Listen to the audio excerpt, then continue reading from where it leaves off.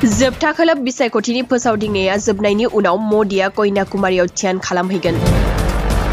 जोबथा खोलोब लकसभा बिसायख'थिनि फोसावदिंनाया जोबनायनि उनावनो गाहाय मन्त्रि नरेन्द्र मदिया ध्यानाव जिरायगोन।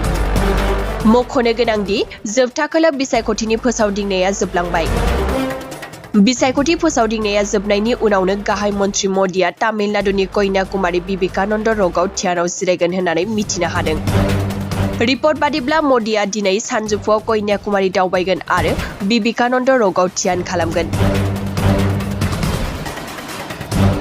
बेनि उनाव 1 जुन खालि दिल्लीयाव गिदिंबोफिनगोन।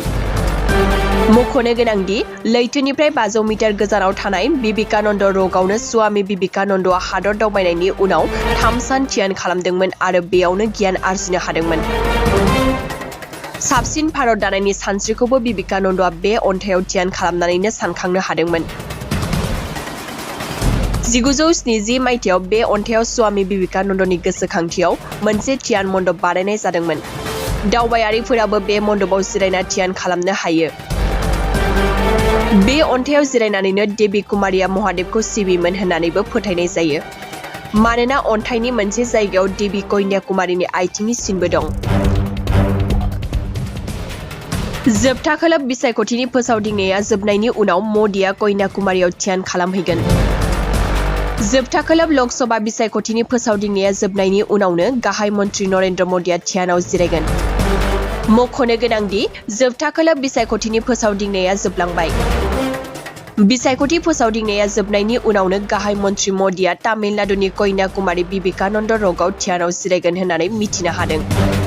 रिपर्ट बादिब्ला मदिया दिनै सानजौफुआव कन्याकुमारी दावबायगोन आरो बिबेकानन्द रकआव ध्यान खालामगोन। बेनि उनाव 1 जुन खालि दिल्लीयाव गिदिंबोफिनगोन। मख'नो गोनांदि लैथोनिफ्राय 500 मिटार गोजानाव थानाय बिबेकानन्द रकआवनो स्वामी बिबेकानन्दआ हादर दावबायनायनि उनाव 3 सान ध्यान खालामदोंमोन आरो बेयावनो गियान आरजिनो हादोंमोन। साबसिन भारत दानायनि सानस्रिखौबो बिबेकानन्दआ बे अन्थाइयाव ध्यान खालामनानैनो सानखांनो हादोंमोन। 1970 मायथाइयाव बे अन्थाइयाव स्वामी बिबेकानन्दनि गोसोखांथियाव मोनसे ध्यान मण्डप बानायनाय जादोंमोन। दावबायारिफोराबो बे मण्डपआव जिरायना ध्यान खालामनो हायो। बे अन्थाइयाव जिरायनानैनो देबी कुमारिया महादेवखौ सिबियोमोन होननानैबो फोथायनाय जायो।